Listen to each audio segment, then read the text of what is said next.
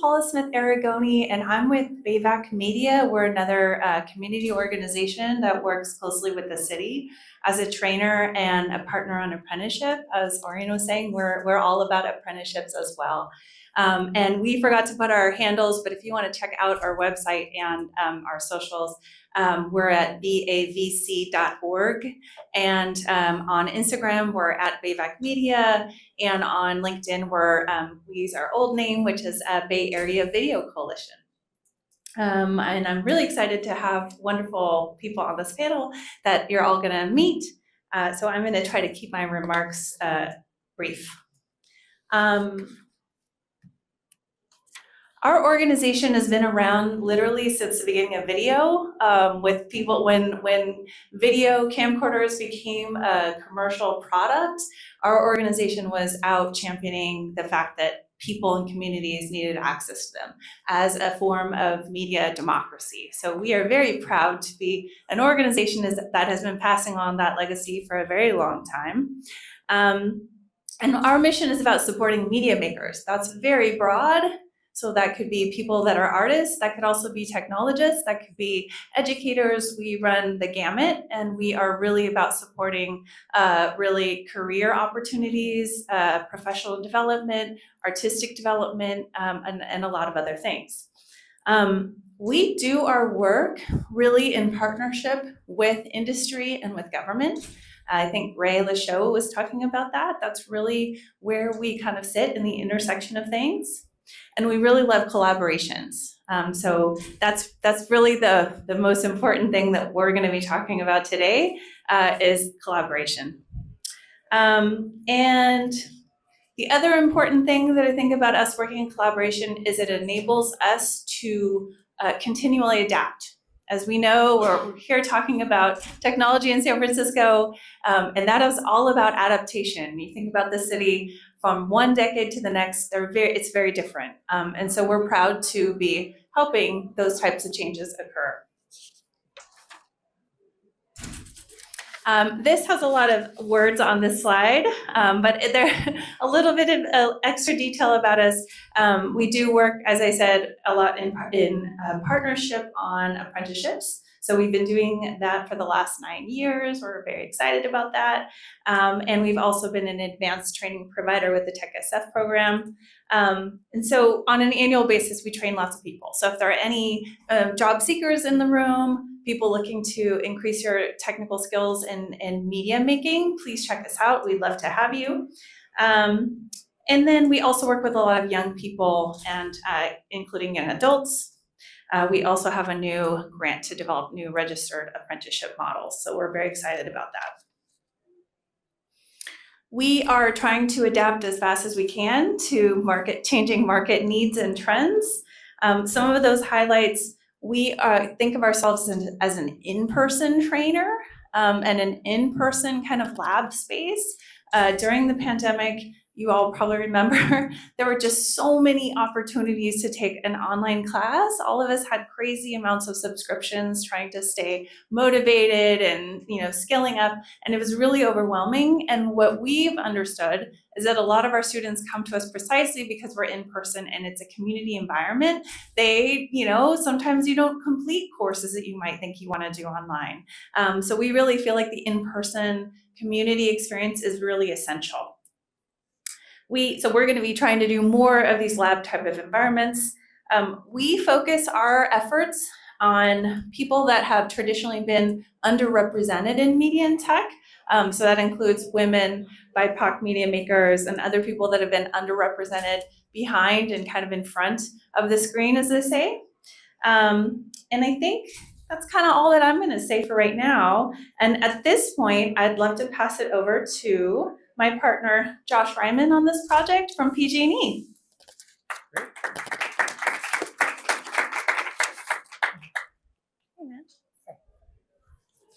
Hi, everyone. As Paula said, my name is Josh Reiman, and I do the communication and content for PG&E's community relations team, which at PG&E, that refers to our philanthropic team that also is involved with employee giving and volunteerism.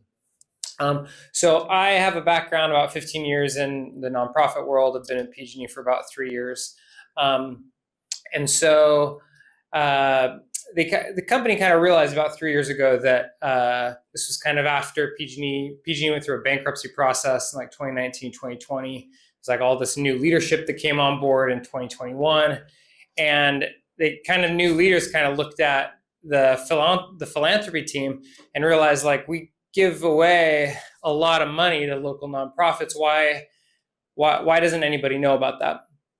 And so that's kind of like the original, that's like why my job was created in the first place. But because of my background in nonprofits, I kind of thought like the most boring story that PG&E could ever tell is like to talk about philanthropy, because philanthropy is not a very interesting story.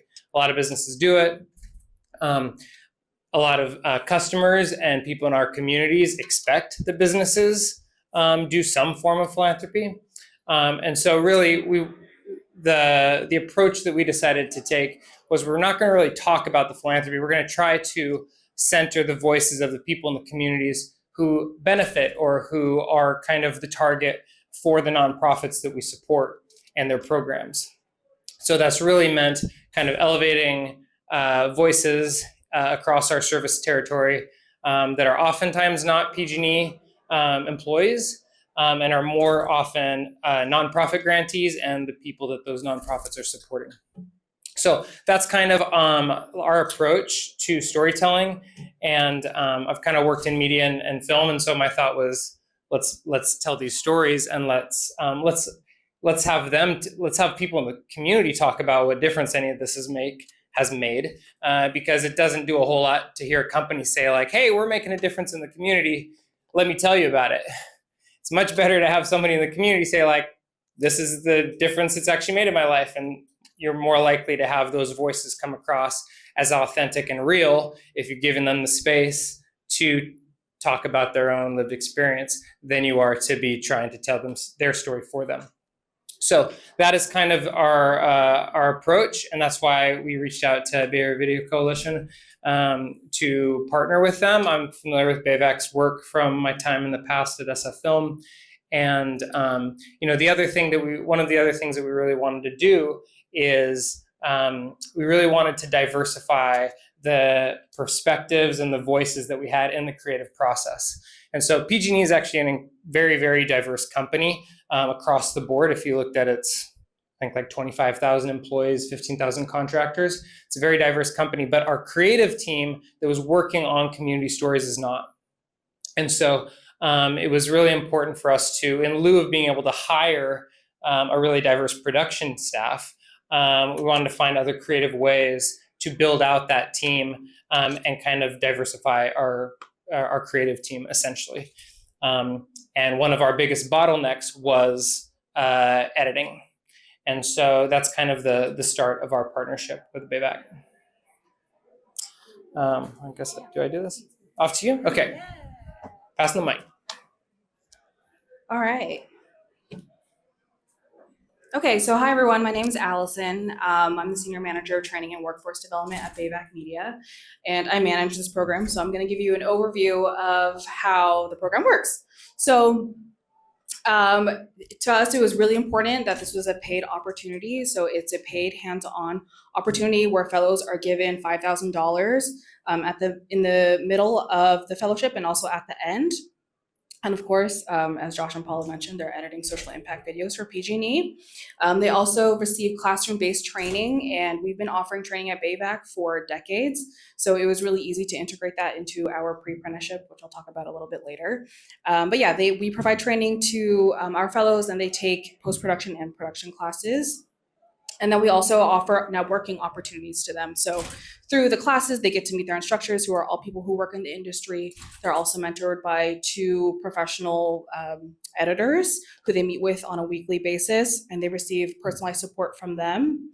And then in addition to that, their weekly editing sessions, they also they have like little field trips and site visits. So in the last cohort, we started this fellowship in the spring. They visited Industrial Light and Magic, which is the VFX studio that works with Lucasfilm. So they've done all the effects for Indiana Jones and Star Wars. And then they also did a site visit to Pixar. And then lastly, the goal for the fellowship is that we want the fellows to leave with hard and soft skills. I know some of the previous panelists were talking about the importance of soft skills, and so we really want to emphasize that part along with the hard skills that they're attaining through the fellowship too. Okay, and then participants. So all the participants in our fellowship are people who have come through BAVC one way or another. So we've had some people like Michael, who's going to talk a little bit later. He came through our youth programs, and other fellows have come through our workforce programs as well. And then also our mentors are also people who have come through BAVC through our Media Maker Fellowship, which is our fellowship for documentary filmmakers. The program is 5 months long. So in the spring, it was from February to May, or January to May. And then this current fellowship is ending in December. And part of the pre-apprenticeship is we really wanted the fellows to really want to emulate the most like professional editor work environment. And so the client experience for PG&E and the fellows is that they share the videos on Frame.io, which is an industry standard media platform where the fellows can share their videos and receive time-stamped feedback, which is really awesome. And then portfolio development, the fellows, they work with BAVC staff to receive feedback on their portfolios. And then something we're also adding this time around is they're going to do a pure portfolio session where they can learn how to absorb feedback and then also learn how to provide helpful feedback as well to other folks. And then lastly, I talked about this a little bit too, is competencies. So again, really emulating the professional work environment for editors. We came up with a list of competencies that align with the skills that an assistant editor would need at their job. Okay, and then I'm going to talk about the program structure a lot. So I kind of hinted at the fact that this is a pre-apprenticeship. So as I mentioned, BAVC has been offering training for a very long time. And so we kind of just figured out like, hey, we're offering these classes already. Why not just turn that into the training for a pre-apprenticeship? So earlier last year, we registered the digital video editor pre-apprenticeship with the Department of Apprenticeship Standards in California. And then as I mentioned in the previous slides, we just combined the advanced training classes that they take at BAVC is the related technical instruction. And then the on-the-job learning is what they're getting with their mentors on a weekly basis. And then combine all of that with the feedback that they're getting from PG&E and the other site visits and networking opportunities that we're providing them, you get the pre-apprenticeship. And throughout the pre-apprenticeship/fellowship, we track their competencies and make sure that we mark down whenever they meet those or they attain those skills. And then at the end, we also provide surveys to measure their overall growth. Yeah, okay. And then, yeah, this is just an overview of all the classes that they take. So we are a media organization, and so they take Premiere, they take Resolve, which is another editing software. They take audio, and aesthetics of editing is another post-production class. So all in all, it's about 56 hours of instruction. And we were also really conscious about providing the training up front so that they would develop and learn all these skills so that they could apply it to the videos that they're editing throughout the fellowship. Okay, and then I'm not going to read all of the bios, but these are our two mentors, Christina Montwani and Jessica Jones. They've been our mentors since the spring, and we're currently in our second cohort. They have all these incredible accolades. They have strong ties to Sundance. Their films have won Peabody's and other really amazing accolades. Okay, now I'm going to hand it off to Michael, who participated in our fellowship in the spring. Yeah, thank you for the introduction, Allison. So yeah, I'm Michael and I'm an alum of this program. I participated in the spring, cohort. Yeah, which was the first iteration of it. So we kind of guinea pig tested it for these second December people. And yeah, it was a super, super, super cool program. I think there were a bunch of cool things about it. Like one is that you're learning all this editing stuff. Two is that within the program, there's all this extra fun stuff. Like you get to take these classes that teach you a lot about like kind of ancillary editing related topics. And then you also have these field trips that you get to go on and visit Pixar and stuff like that, which is all super cool. But I think like the thing that I appreciated most about this program was the fact that it was a second tier film opportunity, because film isn't just hard to break into, it's hard to break into breaking into it. Like you see, if you just like looked up on Google jobs, like film jobs, you would see like 10 listings for like introduction fellowships, and then you'd see 10 listings for like 40-year minimum editing experience gigs, you know? Like you can't just hop between the two. And this was one of the first things, actually maybe like the only thing that I found that was some kind of middle ground between the two. And part of the, I guess, experience of the program is that you go from somebody who has a little bit of editing experience, maybe from like a fellowship or something, and like a little bit of passion for it, into somebody who is ready to get work as an assistant editor, which is super, super cool. There were some challenges. I think coping with the ambiguity and shot calling of like undecided circumstances was difficult. So for example, I was editing a video, which is going to be the first video that we're going to see, and I did not have the audio for it. And I was maybe going to get the audio for it, but maybe not. And I would have been fine if I didn't have the audio, because then I would just edit the video. And if I did have the audio, then I could just edit the video with that interview included. But as it was, I wasn't sure. So that placed a lot of pressure on me to make the right decision in like this kind of fog of war circumstance. And I guess the takeaway from that is that you kind of have to adjust and like acclimate to the fact that you have to make these decisions and with the best information that you have at the moment, not from a results oriented perspective. And yeah, let's see. That's great. Yeah, so this was super cool, and I'll pass it on, or I guess I'll show the video. Yeah. So yeah, this was the first. Okay, yeah, one more thing is, I guess like the other best thing that I got away from this is that I feel very, very confident as an editor now. Like I really do feel like I have the tools to edit for something if somebody did reach out to me interested in that. Whereas before I would have like imposter syndrome and I'd be like, oh, I don't know if I could do this. But now I actually do feel like, and that's because I had excellent mentors and I got to align with their processes. But yeah. So should I play? Yeah. I made this video. At City Gas and Electric Company, we have a long history of giving back to our local communities. We have been handing out backpacks to young people today. We're here with the culmination of a program that we have with a nonprofit organization in Oakland called Linda Hand Foundation. Linda Hand Foundation over the years has done many different programs to support young people in Oakland public schools. We want to make sure that their basic needs are taken care of so that they do have a pathway to the future.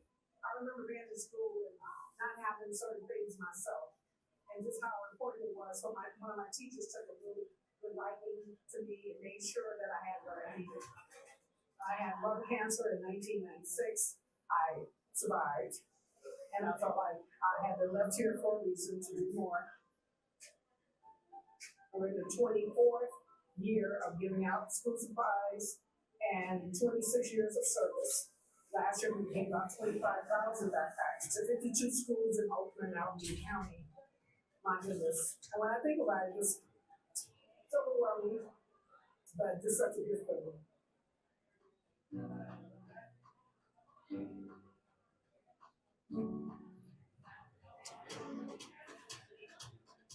We've had now 2 different days where coworkers have gotten together, pack backpacks. So open the boxes, put the stuff in, set them up. Volunteerism is a way that our coworkers can show how much they care, and it's so fulfilling.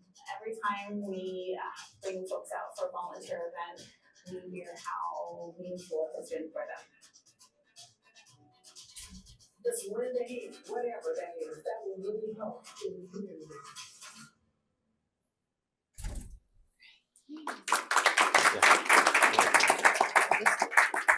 I think we're getting short on time. So Josh, do you want to come up for one more thing? I think maybe, thank you so much, Michael. Michael is also now working at BAVC. He is an instructor, and he's also an outreach coordinator, and we're super excited to have him on the team. So thank you, Michael. We can share this. I think that these numbers are super impressive, with what Josh and his team were able to achieve. So this definitely shows you that, this isn't just for social benefit for us. This is actually, something that's meaningful to PG&E. I don't know if you want to say how your team received it or. Yeah, I think that, until, a few years ago, PG&E had a pretty, traditional kind of corporate communication approach, I think. And we've really been trying, not just within our community stories, but in other forms of communication to customers and people in our service area, to just focus on humanizing everybody. This is like PG&E is full of people that really care about its communities, despite like a really difficult decade for the company. Like, people live and work in all the communities that we live and work in. They're there to, people see their jobs as a form of public service and trying to keep the lights on for their neighbors. But a lot of our communication and media never really reflected that. And so a lot of our hope now is to try to humanize PG&E coworkers as well as the people that we serve. So that's like this young guy and Michael and lots of other people. And then last takeaways. I just want to say that pre-apprenticeship and apprenticeship is not as hard as it might seem. We call this a fellowship externally. That's because sometimes we think apprenticeship is a wonky name. I just encourage the employers in this room to think of this creatively. We both had needs that we were trying to fulfill. Josh's team is small. He needs, more diverse storytellers. We have the diverse storytellers. We came up with a creative solution. In this structure, PG&E gave our community-based organization a grant, and we pay the fellows or the pre-apprentices. So all that to say, please do some creative work together. We love this partnership, and we're hoping to build a new cinematography track. If you have any questions, please let us know. Thank you. Thank you for the presentation.